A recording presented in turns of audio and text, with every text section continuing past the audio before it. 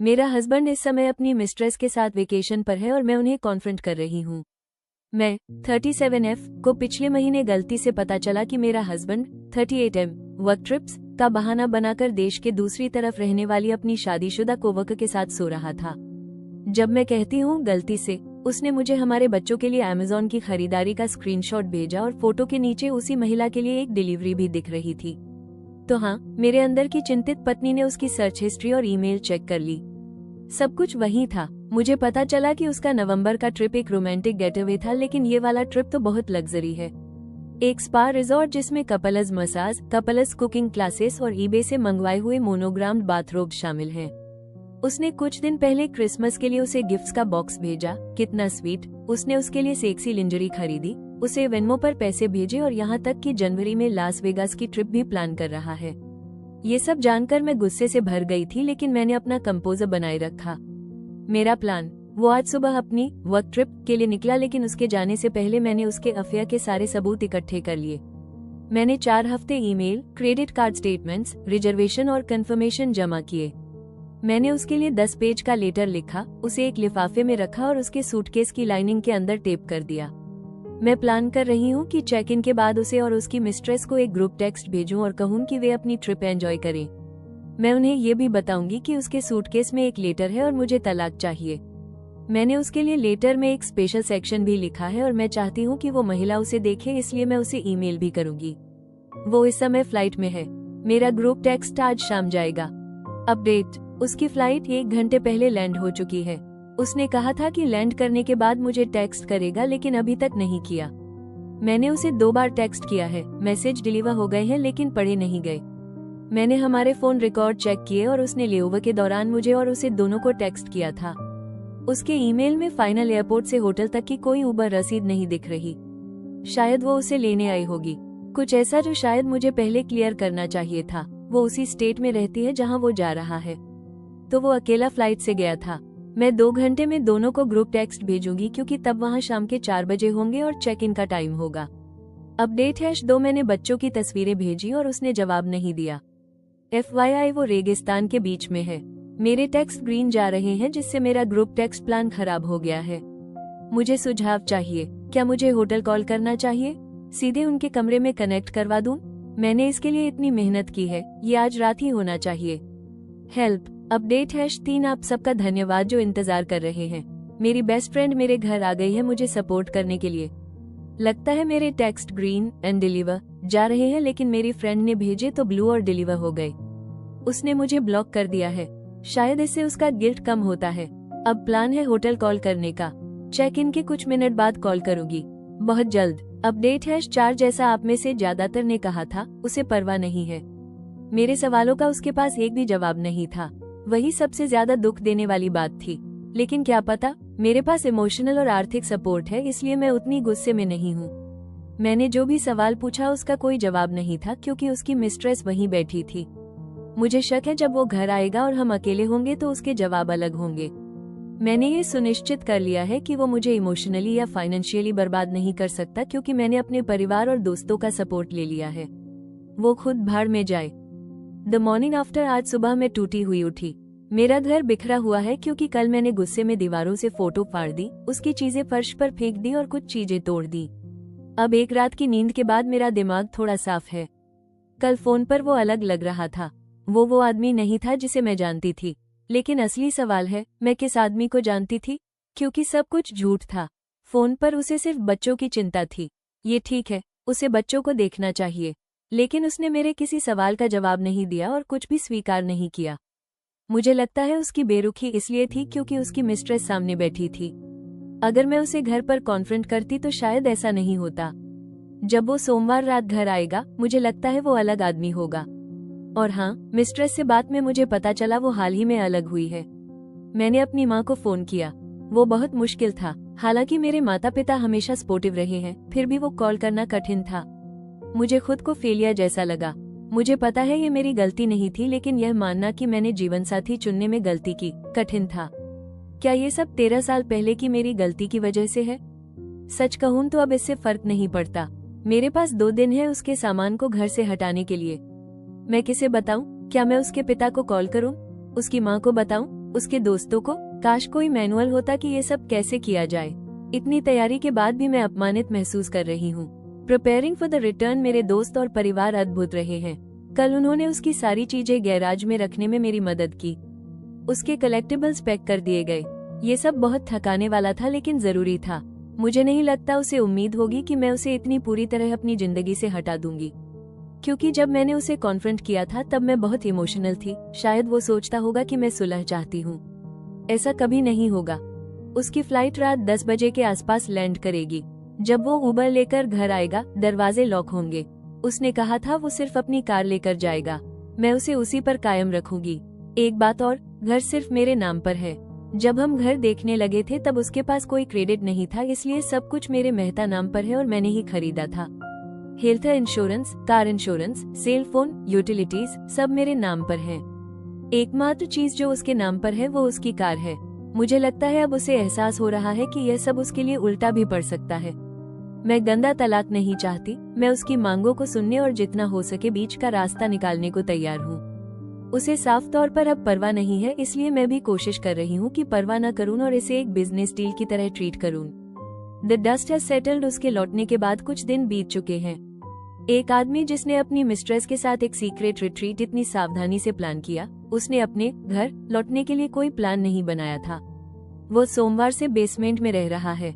मैंने उसे बच्चों को क्रिसमस गिफ्ट खोलते हुए देखने दिया, लेकिन उसके बाद वो फिर बेसमेंट में चला गया। हमने 3 मीडिएटर से संपर्क किया है और अगले हफ्ते मीडिएशन प्रक्रिया शुरू करने के लिए अपॉइंटमेंट तय किए हैं। ये साफ तौर पर खत्म हो चुका है। जब वो वापस आया तो हमारी एक बातचीत, बहस हुई और उसने सच में सुलह के बारे में पूछा। मैं हंस पड़ी। मैं इतनी जोर से हंसी कि खुद को रोक नहीं पाई। बिल्कुल उसने दोष मुझ पर डालना शुरू किया और कहा कि हमारी शादी बहुत समय से खत्म हो चुकी थी। यह मेरे लिए नई खबर थी। उसका अफेयर करना स्वार्थी और टालने वाला व्यवहार था। वो मेरे साथ काउंसलिंग या तलाक के बारे में वो कठिन बातचीत नहीं करना चाहता था और यह रास्ता उसके लिए आसान और ज्यादा मजेदार था। सच कहें तो उसे 2 महिलाओं का ध्यान और प्यार पसंद था। अब मैं वो खेल नहीं खेल रही हूँ। वो जीत गई और क्या इनाम पाया है उसने। मैं अलगाव की शर्तों पर बातचीत में सभ्य बनी हुई हूँ। मेरी सबसे बड़ी समस्या वो महिला है। वो उससे मिलना जारी रख सकता है और मुझे उसके चरित्र के बारे में सवाल है। कैसी महिला माँ किसी ऐसे आदमी के साथ संबंध बनाती है जिसे पता है कि वो शादीशुदा है और उसके बच्चे हैं? जब मैंने फोन पर उससे ये सवाल पूछा तो वो चुप रही। मैंने पूछा क्या वो सॉरी है, और ऐसा लगा जैसे लाइन ही कट गई हो। ऐसे व्यक्ति को मैं अपने बच्चों के आसपास नहीं चाहती। जो लोग गलत होने पर भी पछतावा नहीं दिखाते वे अच्छे लोग नहीं होते। मीडिएशन और द मूव। कल हमारी पहली मीडिएशन मीटिंग जूम के जरिए हुई। ये बहुत शांतिपूर्ण थी, लेकिन सिर्फ इसलिए क्योंकि मैं लड़ना नहीं चाहती और बस चाहती हूँ कि यह सब खत्म हो जाए। उसे कुछ भी नहीं चाहिए, न घर, न फर्नीचर, न मेरी पेंशन का हिस्सा। वो भी बस खत्म करना चाहता है।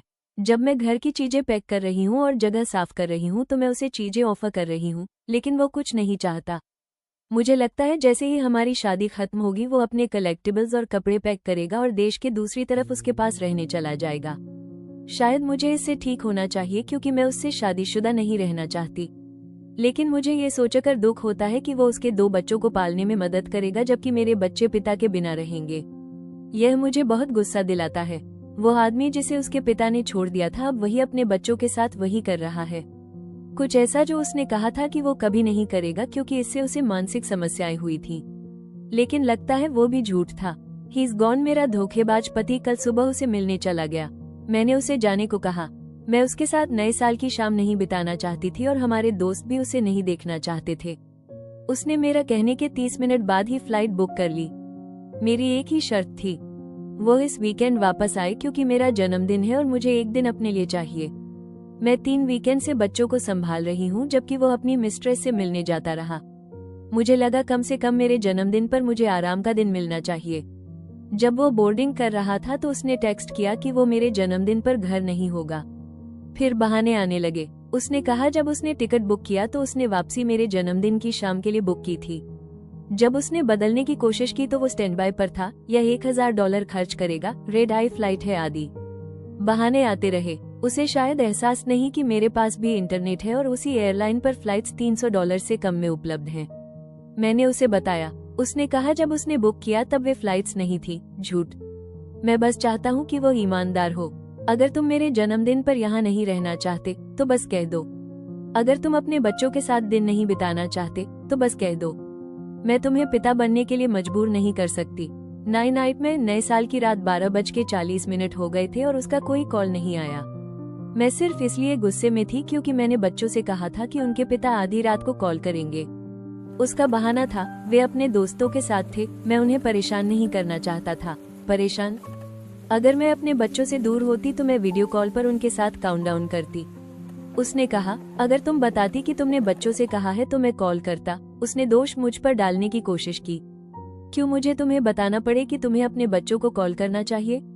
Lawyer liar, pants on fire. पिछले कुछ दिन अजीब रहे हैं। हम बहुत कम बात करते हैं और जब करते हैं तो सिर्फ बच्चों या मीडिएशन के बारे में। हम बच्चों के सामने सामान्य व्यवहार करते हैं। कल रात मैं किचन साफ कर रही थी। मैंने उसे बेसमेंट में फोन पर सुना। दरवाजा खुला रह गया था इसलिए मैं उसे बंद करने गई। तभी मैंने उसे कहते सुना कि मैं पागल हो गई हूँ। फिर उसने अपनी गर्लफ्रेंड से हमारे बारे में झूठ बोला। उसने कहा कि मैं चिल्लाई, रोई, गुस्से में थी, जबकि ऐसा कुछ नहीं हुआ था। मैंने बेसमेंट का दरवाजा जोर से बंद कर दिया। अब मेरी चिंता ये है, अगर वो उसके साथ रहने चला जाता है तो क्या मैं उस महिला पर भरोसा कर सकती हूँ जो मेरे बारे में झूठ सुनकर मुझसे नफरत करती है? मैं सिर्फ यही चाहती हूँ कि मेरे बच्चों के साथ अच्छा व्यवहार हो। मीडिएशन और खाली वादे। कल हमारा दूसरा मीडिएशन अपॉइंटमेंट था। हालांकि माहौल शांत था लेकिन थोड़ा स्पष्ट तनाव मौजूद था। वो तनाव मेरी तरफ से नहीं बल्कि उसकी तरफ से ज्यादा था। मैं समझाती हूँ। पहले मीडिएशन के दौरान हमने यह बात उठाई थी कि वो शायद दूसरे राज्य में शिफ्ट हो सकता है। कल की मीटिंग में मैंने पूछा कि अगर वो उस खास राज्य में चला जाता है तो बच्चों की कस्टडी का क्या होगा। जब मैंने उस राज्य का नाम लिया तो मीडिएटर थोड़ा हैरान हो गई। इससे उसने उससे पूछा कि वो इतना दूर वाला राज्य ही क्यों चुन रहा है। उसका जवाब, वेल। फिर पूरी चुप्पी। वो ये कहने की हिम्मत नहीं जुटा पाया कि वो अपनी गर्लफ्रेंड के साथ रहने के लिए जा रहा है। आखिरकार मुझे ही बोलना पड़ा क्योंकि हम घंटे के हिसाब से पैसे दे रहे थे और मैंने कहा कि वो अपनी गर्लफ्रेंड के साथ रहने के लिए जा रहा है। बाद में मुझे एहसास हुआ कि यह शायद पहली बार था जब उसने किसी के सामने आधे अधूरे तरीके से अपने अफेयर और गर्लफ्रेंड के बारे में स्वीकार किया। अगर तुम इस इंसान से इतना प्यार करते हो तो खुलकर कह क्यों नहीं सकते? ये पूरी स्थिति मुझे बहुत उलझन में डालती है। खैर, पैसों की बात करें तो मैं ठीक रहूंगी, वो भी ठीक रहेगा। उसके पास भी अपनी जरूरतों के लिए पर्याप्त होगा और मेरे पास भी। हमने एक कस्टडी व्यवस्था पर सहमति कर ली है जिसमें उसे वीकेंड और डिनर के समय बच्चों से मिलने की अनुमति होगी। मुझे इससे कोई समस्या नहीं है। मैं चाहती हूँ कि मेरे बेटों के पास उनका पिता रहे। लेकिन जब वो शिफ्ट करेगा तब स्थिति थोड़ी जटिल हो जाएगी। हालांकि उसने कहा कि वो कम से कम 1 साल यहाँ रहेगा, लेकिन मुझे नहीं लगता कि ऐसा सच में होगा। जब वो देश के दूसरे हिस्से में चला जाएगा तो वो हर महीने एक वीकेंड वापस आकर बच्चों से मिलना चाहता है। मुझे इससे भी कोई दिक्कत नहीं है, लेकिन सवाल ये है कि वो उस वीकेंड कहाँ रहेगा। उसका यहाँ कोई परिवार नहीं है। क्या वो बच्चों को होटल में ले जाएगा? मुझे नहीं लगता कि उसने इस बारे में ठीक से सोचा है। जब वो सच में शिफ्ट करेगा तब हम इस समस्या का सामना करेंगे। आखिर में मीडिएटर ने कहा कि सब कुछ फाइनल होने में लगभग 2 महीने लग सकते हैं। सेशन के बाद हम दोनों ने कुछ आंकड़ों और बातों पर चर्चा की। मैंने हमारी शादी के अंतिम रूप से खत्म होने की संभावित तारीख का जिक्र किया। मैंने कहा कि 2 महीने पैसे बचाने और अपार्टमेंट ढूंढने के लिए अच्छा समय है। वो इससे सहमत था। मैंने उसे उसका वादा भी याद दिलाया कि वो तब तक उससे मिलने नहीं जाएगा जब तक हमारा तलाक फाइनल नहीं हो जाता या उसके पास रहने की जगह नहीं हो जाती। वो तुरंत चिढ़ गया और बोला कि उसे पता है, और उसने बातचीत खत्म करने की कोशिश की। मैंने कहा कि अच्छा है कि हम एक ही बात पर सहमत हैं, लेकिन मैं पीछे नहीं हटूंगी। अगर तुम यहाँ रहते हुए ही चले जाते हो तो वापस नहीं आ सकते। ये बात हम दोनों पहले ही तय कर चुके हैं। अब बड़ा सवाल ये है कि वो अपना वादा किससे तोड़ेगा। मेरे लिए तो ये हर तरह से फायदेमंद है। या तो वो घर पर रहेगा, बच्चों में मदद करेगा, पैसे बचाएगा और जल्दी शिफ्ट होगा, या फिर वो उससे मिलने जाएगा और मैं उसे जल्दी घर से बाहर कर दूंगी। मुझे दोनों ही फैसले मंजूर हैं।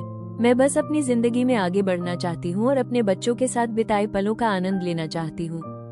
जब मैंने रेडिट कम्युनिटी में कदम रखा तो मुझे बिल्कुल अंदाजा नहीं था कि मैं कहाँ पहुँचूंगी। मुझे लगा था कि मैं किसी उथले पानी में उतरूंगी और अकेली किनारे पर खड़ी रहूंगी। लेकिन मेरी हैरानी की बात ये थी कि रेडिट के पाठकों के इस गहरे समुद्र ने मुझे अपने गर्म पानी में समेट लिया और मैं समर्थन के सागर से घिर गई। इसके लिए मैं आभारी हूँ। मैं उन सभी लोगों से भी बहुत प्रभावित हूँ जिन्होंने सलाह लेने के लिए या अपने अनुभव साझा करने के लिए मुझसे संपर्क किया। जो लोग सलाह मांग रहे हैं उनसे मैं कहती हूँ, मैं कोई विशेषज्ञ तैराक नहीं हूँ। मैं तो बस इस दर्द और उलझन के समुद्र में किसी तरह तैरने की कोशिश कर रही हूँ। मुझे ताकत का प्रतीक मत मानिए। सच ये है कि मैं मजबूत नहीं हूँ। मैं आप ही हूँ। मैं वो महिला हूँ जो देर रात अपने पति के फोन कॉल्स पर शक करती है। मैं वो साथी हूँ जिसने पूरे परिवार की जिम्मेदारी उठाई है और जिसे सहारे की जरूरत है। मैं वो महिला हूँ जो हर रात अपने बगल में सोते पति से भी स्नेह को तरसती है। मैं आप ही हूँ। जो लोग अभी अपने साथी को धोखा देते हुए नहीं पकड़ पाए हैं लेकिन शक करते हैं, अपनी अंतरात्मा पर भरोसा करें। धोखा देना कायरों का चुनाव होता है। जो लोग हर समस्या को ठीक करने की कोशिश करते हैं, थोड़ा पीछे हटिए, क्योंकि मदद करने की कोशिश में आप खुद को ही चोट पहुंचा रहे होते हैं। जो लोग अपने साथी से शारीरिक स्नेह पाने की कोशिश कर रहे हैं लेकिन असफल हैं, शायद उनका स्नेह कहीं और जा रहा है। काश ये बातें मैं खुद को महीनों पहले, शायद सालों पहले बता पाती। मेरी बात सुनिए, या बस अपने दिल की सुनिए। कोविड को लेकर लापरवाही जो लोग मुझे संदेश भेज रहे हैं और अपडेट पूछ रहे हैं, उनसे माफी चाहती हूँ। पिछले 2 हफ्ते बेहद दर्दनाक रहे हैं। मेरे पति 12 फरवरी को उससे मिलने गए और 15 फरवरी को वापस आए। उस दौरान मेरे परिवार ने कोविड के कारण अपने एक बेहद प्रिय सदस्य को खो दिया। मैं टूट गई थी। हम सब तबाह थे। मैंने उन्हें फोन करके बताया कि हालत अच्छी नहीं है। वो शोर वाली जगह पर थे और बोले कि वो बाहर उसके बच्चों के साथ हैं। वापस आने के बाद उन्होंने कोविड टेस्ट कराने की योजना बनाई लेकिन कई बार टाल दिया। आखिरकार 1 मार्च को उन्होंने टेस्ट कराया, यानी पूरे 2 हफ्ते बाद। मेरे परिवार ने अभी अभी कोविड से एक बड़ा नुकसान झेला था। फिर भी वो इतने लापरवाह और असंवेदनशील कैसे हो सकते थे? असली राक्षस अब वो घर छोड़ने वाला है। घर में हर दिन नए फर्नीचर के बड़े बड़े डिब्बे आ रहे हैं। हर शाम पैकिंग टेप की आवाज पूरे घर में गूंजती है। वो सच में जा रहा है। मैं बेहद खुश हूँ, इतनी खुश कि अब मैं उससे सामान्य बातें भी करने लगी हूँ। हम बच्चों की समय सारणी और खर्चों पर बात कर रहे थे। मैंने पूछा क्या वो उससे मिलने जाएगा। फिर मैंने पूछा क्या वो यहाँ आकर बच्चों से मिलेगी। उसने कहा हाँ, शायद। मैंने कहा कि बच्चों से मिलने से पहले मैं उससे मिलना चाहती हूँ। वो चुप हो गया। उसे समझ नहीं आया कि मैं ऐसा क्यों चाहती हूँ। मैंने कहा, मैं अपने बच्चों को किसी अजनबी के साथ समय बिताने कैसे दे सकती हूँ? वो डरता है कि शायद मैं बदतमीजी करूंगी, लेकिन वो मुझे जानता है। मुझे उससे कुछ हासिल नहीं करना। मैं बस अपने बच्चों की सुरक्षा चाहती हूँ। मुझे लगता है उसका असली डर यह है कि जब वो मुझसे मिलेगी तो उसे पता चल जाएगा कि मैं वह खलनायक नहीं हूँ जैसा उसने मुझे बताया होगा। तब शायद उसे समझ आएगा कि असली राक्षस कौन है। जैसे पिता वैसे पुत्र। एक शाम वो अचानक रोने लगा। उसने बताया कि उसने अपने पिता को सब कुछ बता दिया और उसके पिता ने उसका पूरा समर्थन किया। ये बात मुझे अजीब लगी। फिर पता चला कि उसके पिता ने भी अपनी 30 साल की शादी खत्म करने का फैसला किया है और वो किसी नई महिला के साथ हैं। इससे मेरे मन में सवाल उठा, क्या बेवफाई एक सीखी हुई आदत होती है? मूविंग ट्रक और सच। आखिरकार वो घर छोड़कर चला गया। जिस दिन वो गया, एक बड़ा ट्रक घर के सामने आया। मेरे बच्चे खिड़की से उसे देख रहे थे। मेरा छोटा बेटा उदास लग रहा था। मैंने उसे समझाने की कोशिश की। कुछ देर बाद उसने पूछा, क्या ट्रक वापस आएगा? मैं हैरान रह गई। वो अपने पिता के जाने से दुखी नहीं था, वो बस उस ट्रक को पसंद कर रहा था। मैंने दोनों बच्चों के लिए चाइल्ड थेरेपिस्ट के अपॉइंटमेंट ले लिए हैं। अभी वे ठीक दिख रहे हैं, लेकिन मुझे नहीं पता भविष्य में उनके मन पर इसका क्या असर पड़ेगा। आखिरी लड़ाई और सच्चाई शिफ्ट होने से पहले मेरे STBX और मेरे बीच एक आखिरी बहस हुई, लेकिन इस बहस में उसकी तरफ से एक बड़ी जानकारी भी निकलकर सामने आ गई। उसने मुझसे पूछा कि आखिर हम पार्टनर के रूप में क्यों असफल हो गए। मुझे समझ नहीं आता कि वो मुझसे क्यों पूछ रहा है कि हम क्यों असफल हुए, जब धोखा तो उसी ने दिया था। मैंने उसे वही वजह बताई जो महीनों पहले इस विषय पर बातचीत के दौरान बताई थी। उसने कहा कि मेरा जवाब बकवास है। मेरी राय या समझ बकवास कैसे हो सकती है? मैं समझाती हूँ। मेरे STBX और मैं बहुत अच्छे थे, बच्चों और जिम्मेदारियों से पहले। लेकिन जब दूसरे लोग, हमारे बच्चे और जिम्मेदारियां, काम, बिल, घर की देखभाल हमारी जिंदगी में आई तो चीजें बदल गईं। सच कहूं तो उसे ये पसंद नहीं था कि हमारा हनीमून वाला दौर खत्म हो गया था। उसे वही सबसे ज्यादा पसंद है और यही कारण है कि उसका नया चमकदार रिश्ता उसे इतना आकर्षक लगता है। उसे ये पसंद नहीं था कि पहले जो पैसे हम बाहर घूमने में खर्च करते थे, अब वे प्लम्बर, स्कूल के कपड़ों और गैस बिल पर खर्च हो रहे थे। क्या ये फिर से उसी नार्सिसिस्ट होने का मामला था जहां उसे हर समय ध्यान चाहिए होता है? शायद हाँ, क्या मैं उसे प्राथमिकता देने में और बेहतर कर सकती थी? शायद, लेकिन तब कोई और महत्वपूर्ण चीज नजरअंदाज हो जाती। अगर वो मेरे साथ जिम्मेदारियां बांटता और ज्यादा जिम्मेदारी लेता तो शायद हमारे लिए भी समय होता। मैं वो माता पिता थी जो हर स्कूल कार्यक्रम में जाती थी। मैं शनिवार को बच्चों को अपने साथ किराने की खरीदारी के लिए ले जाती थी ताकि उसे आराम का समय मिल सके। मैंने सारे खाने बनाए, मैंने डॉक्टर के अपॉइंटमेंट्स संभाले, मैंने रिपेयर वालों को फोन किया, मैंने कपड़े खरीदे, मैंने कूपन काटे, मैंने बीमार बच्चों की देखभाल की, मैंने बच्चों को नहलाया, मैंने उसके परिवार से मिलने की योजनाएं बनाई। संक्षेप में कहूँ तो उसके जिम्मेदारियों की सूची बहुत छोटी थी या लगभग ना के बराबर थी।